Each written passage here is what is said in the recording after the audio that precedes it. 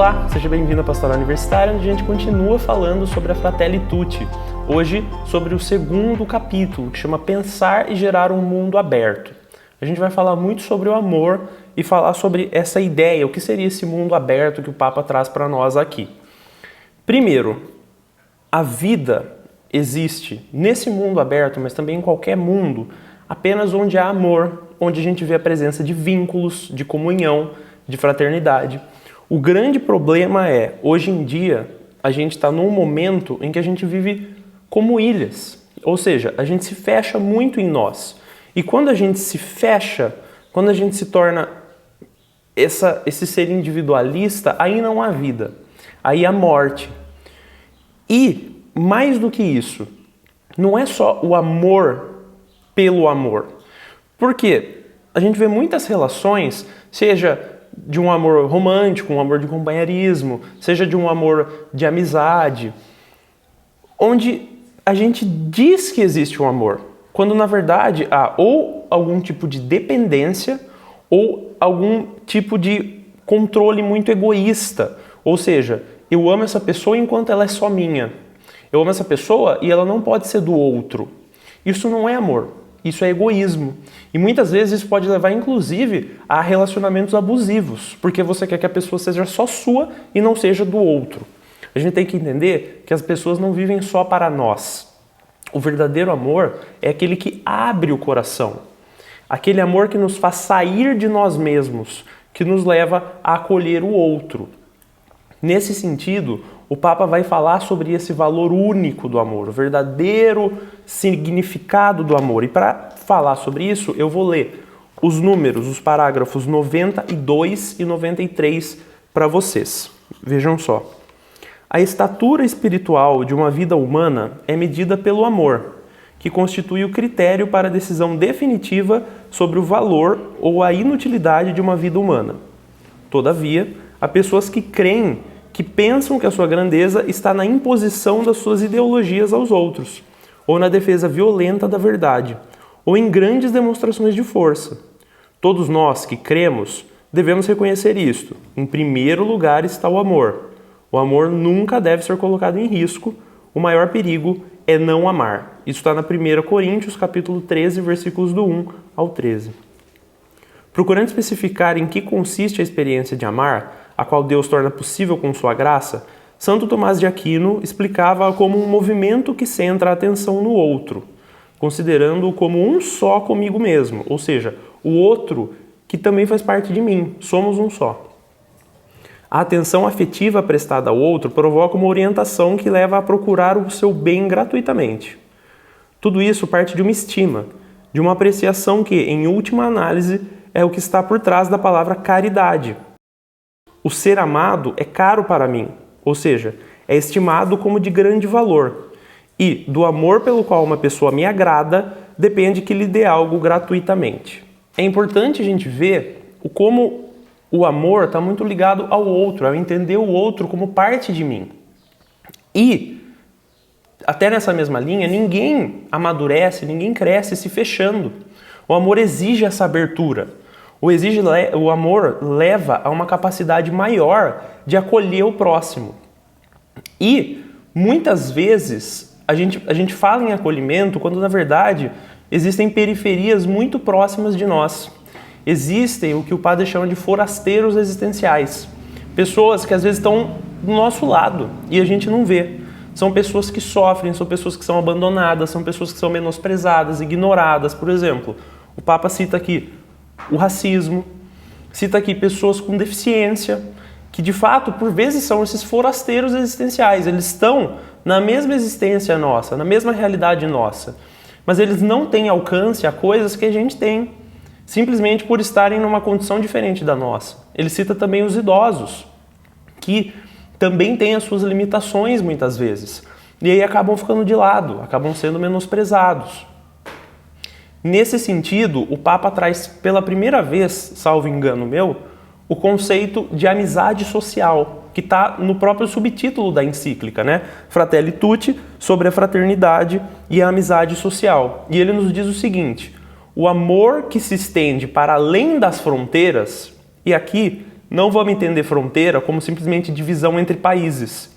Fronteira pode ser simplesmente entre eu e aquele que tem deficiência, entre aquele idoso esquecido, entre aquele que sofre racismo. O amor que se estende para além das fronteiras está na base daquilo que chamamos amizade social, em cada cidade ou em cada país. As fronteiras podem estar do nosso lado e a gente nem percebe. E aí, a própria parábola do bom samaritano, que a gente falou na semana passada, se você não viu, acompanha o segundo vídeo aqui da Fratelli Tutti, a gente vê que quem passou não via necessariamente aquele caído como alguém do mesmo grupo. Aquela pessoa estaria disposta a ajudar o próximo, desde que o próximo fosse do seu grupo. E aí a gente vê uma deturpação em que a gente muda o conceito do próximo para o conceito do sócio, ou seja, aquele que está junto com a gente porque compartilha das mesmas ideias. A gente forma ali um grupo, uma sociedade de pessoas, daí o termo sócio, que acreditam nas mesmas coisas, pensam da mesma forma, vivem nos mesmos lugares. Então, se a pessoa caída for do meu grupo, eu paro para ajudar. Se não, eu sigo reto. Se não me trouxer algum benefício, eu passo reto. É isso que acontece lá. Nesse sentido, eu vou ler para vocês o número 105 e 106 da encíclica. Vejam só. O individualismo, ou seja, a gente se fechar com os nossos ou se fechar só em nós mesmos, o individualismo não nos torna mais livres, mais iguais, mais irmãos. A mera soma dos interesses individuais não é capaz de gerar um mundo melhor para toda a humanidade. Nem pode preservar-nos dos tantos males que se tornam cada vez mais globais. Mas o individualismo radical é o vírus mais difícil de vencer. Ilude, faz-nos crer que tudo se reduz a deixar a rédea solta às próprias ambições, como se, acumulando ambições e seguranças individuais, pudéssemos construir o bem comum. Para se caminhar rumo à amizade social e à fraternidade universal, há que se fazer um reconhecimento basilar e essencial. Dar-se conta do quanto vale um ser humano, do quanto vale uma pessoa, sempre e em qualquer circunstância. Se cada um vale tanto assim, temos de dizer clara e firmemente que o simples fato de ter nascido em um lugar com menores recursos ou menor desenvolvimento não justifica que algumas pessoas vivam menos dignamente. Trata-se de um princípio elementar da vida social, que é, habitualmente, de várias maneiras, ignorado por aqueles que sentem que não convém à sua visão do mundo ou não serve aos seus objetivos. Eu já disse aqui várias vezes, todos nós, todo ser humano é igual em dignidade aos olhos de Deus. Alguns podem nascer numa família mais rica, podem receber educação de ponta, podem ter acesso à saúde, podem ter acesso à comida, podem até ter um pouco mais de capacidade, aquela pessoa que, entre aspas, nasce mais inteligente. Outros podem nascer com deficiência, podem nascer em lares muito pobres, podem não ter comida, podem não ter acesso à saúde. A fraternidade não pode ser apenas uma palavra romântica, um termo romantizado.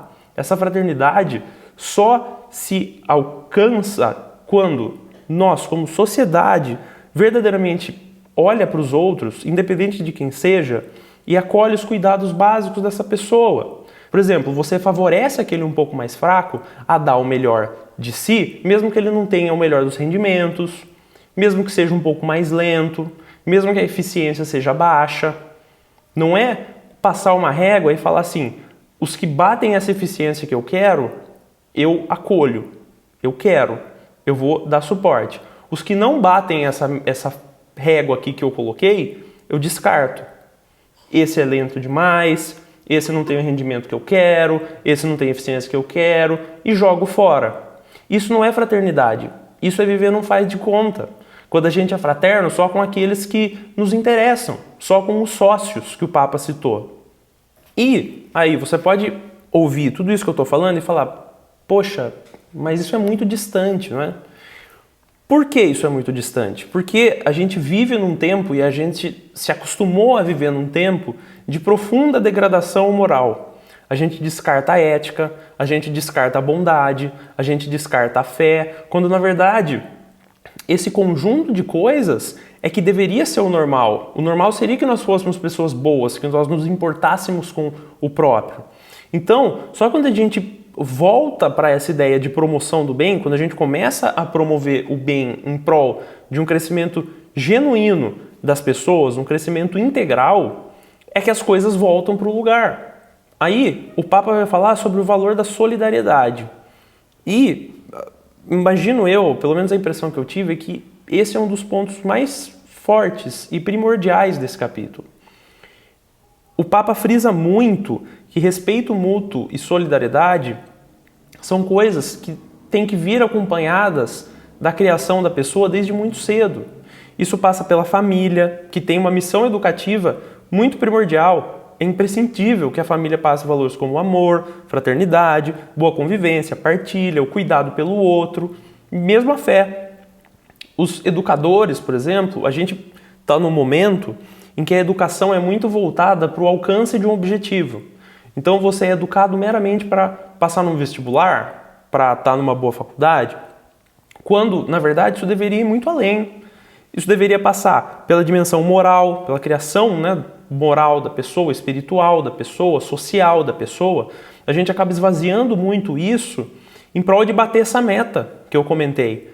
Não, a gente é educado para chegar aqui e passar. A nossa educação, se a gente não chega até aqui, nossa educação não vale de nada. Isso deveria ser revisto. E até mesmo os agentes culturais, os meios de comunicação, cada vez mais as pessoas têm acesso a meios de comunicação. E você usar esses meios para gerar solidariedade seria algo de espetacular, é algo que o próprio Papa sugere aqui. Mas qual que é o problema?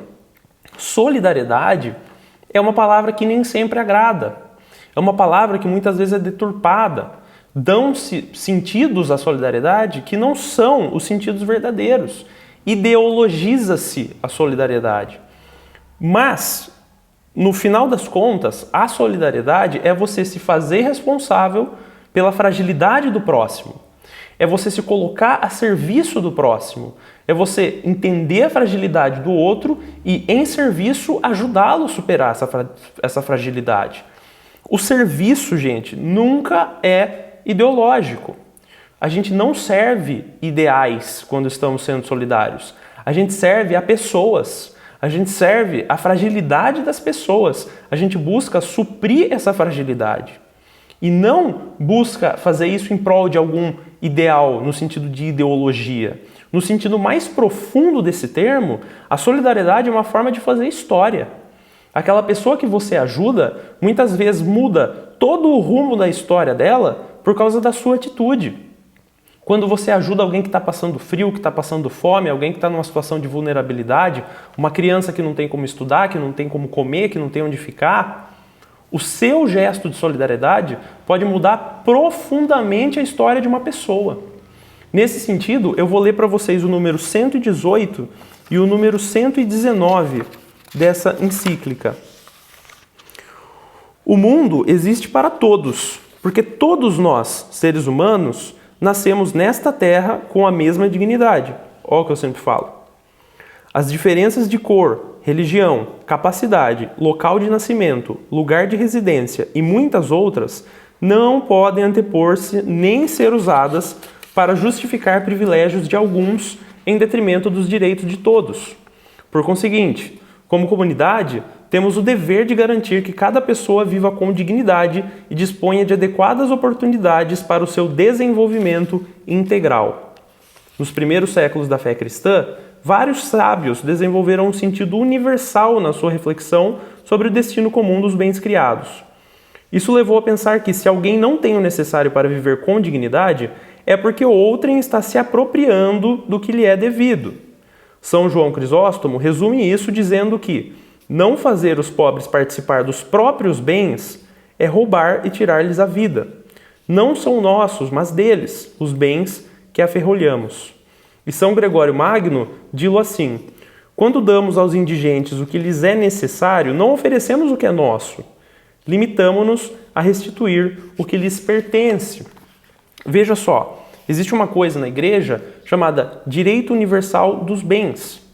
Não é que tudo vai ser de todo mundo, mas é que o que está na terra é de todos. Então, se você pega mais do que você precisa, muito provavelmente você vai estar deixando outra pessoa passando necessidade, outra pessoa passando fome, outra pessoa sem ter onde morar. Nesse sentido, quando a gente acumula um monte de coisa, tem pessoas que não têm nem o que consumir, porque não sobra para elas. Elas não têm acesso a isso.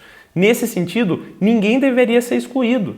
As pessoas começam a ser excluídas quando a gente entra nessa ideia de ilha que eu falei lá no começo. Nós nos fechamos numa ilha, num individualismo que acaba excluindo o outro. A gente procura os nossos sócios, a gente não procura os nossos próximos. A gente não reconhece a dignidade humana daquele nosso próximo. E aí, nesse sentido da dignidade humana, o Papa fala que muitas vezes os países mais desenvolvidos, quando não reconhecem a dignidade humana daqueles que moram em países subdesenvolvidos, em países mais pobres, abusam desses países. E, infelizmente, o Papa traz aqui uma coisa que eu também sempre comentei com vocês. Não é possível resolver os problemas mais graves do mundo apenas na esfera do individual ou de pequenos grupos. É o que eu sempre falo.